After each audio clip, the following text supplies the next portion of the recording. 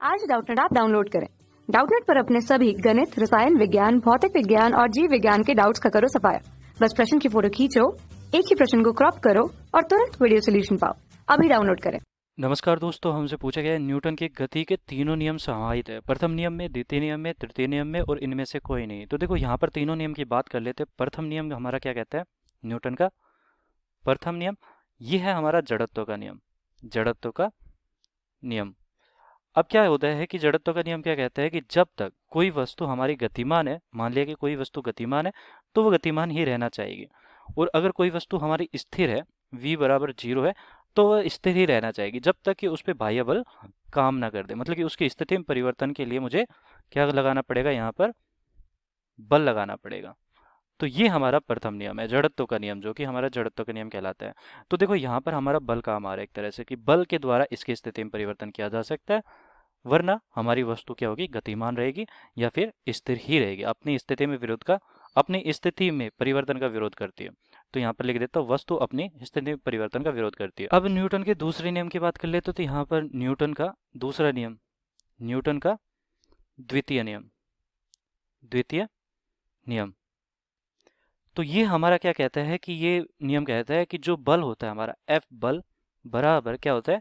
द्रव्यमान और उसके त्वरण के बराबर होता है, गुना त्वरण। मतलब कि उसके वेग में परिवर्तन की दर के बराबर होता है। तो F बराबर हमारा m इंटू ए। यहाँ पर ए क्या है? त्वरण है, सॉरी ये त्वरण है, त्वरण, ठीक है। तो m इंटू ए हमारा क्या हो गया? बल हो गया। तो ये न्यूटन का दूसरा नियम है। अब न्यूटन के तीसरे नियम की बात करते हैं तो न्यूटन का तीसरा नियम क्या कहता है? क्रिया प्रतिक्रिया नियम। न्यूटन का तीसरा नियम तो ये कहता है कि देखो यहाँ पर हमारी जो वस्तु है उसे हम कहते हैं क्रिया प्रतिक्रिया का नियम। क्रिया प्रतिक्रिया का नियम। अब क्रिया प्रतिक्रिया का नियम हमारा क्या है कि जैसे कि हम किसी वस्तु पर बल लगाते हैं, तो ये वस्तु मान ली हमारी कुछ वस्तु है, इस पर हम बल लगाते हैं, F बल लगाते हैं, तो वस्तु द्वारा भी हमें विपरीत दिशा में एक प्रतिक्रिया दी जाती है। ये हमारी उतनी ही होगी जितनी यहाँ पर लगाई गई थी। तो ये हमारी प्रतिक्रिया होगी, प्रतिक्रिया, और F हमारा बल है, ठीक है। F क्या है? बल, मतलब कि क्रिया है। F यहाँ पर क्रिया। तो क्रिया प्रतिक्रिया का नियम ये है, न्यूटन का तीसरा नियम। तो देखो ये तीनों के तीनों नियम किस में समाहित है? ऐसा कौन सा नियम है जो तीनों नियमों को बता सकता है? तो यहाँ पर देखो न्यूटन का द्वितीय नियम है, जो बल बराबर द्रव्यमान गुना त्वरण है।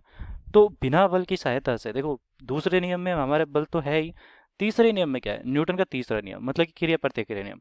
ये भी तो बल को ही परिभाषित कर रहा है एक तरह से, कि बल हमारा एक तरह से लगाया हमने किसी वस्तु पर, तो प्रतिक्रिया भी उस बल के बराबर आएगी। तो ये बल ही है यहाँ पर भी।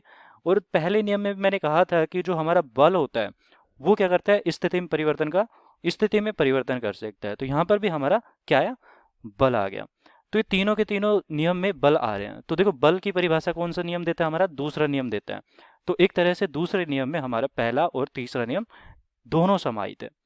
तो ये हमारा बी ऑप्शन हो जाएगा कि गति के तीनों नियम समाहित किसमें? बी नियम में। धन्यवाद। कक्षा 6 से 12वीं से लेकर नीट, IIT, JEE वो एडवांस के लेवल तक 1 करोड़ से ज्यादा छात्रों का भरोसा। आज ही डाउनलोड करें डाउटनेट ऐप या व्हाट्सएप करें अपने सारे डाउट्स 8400 400 400 पर।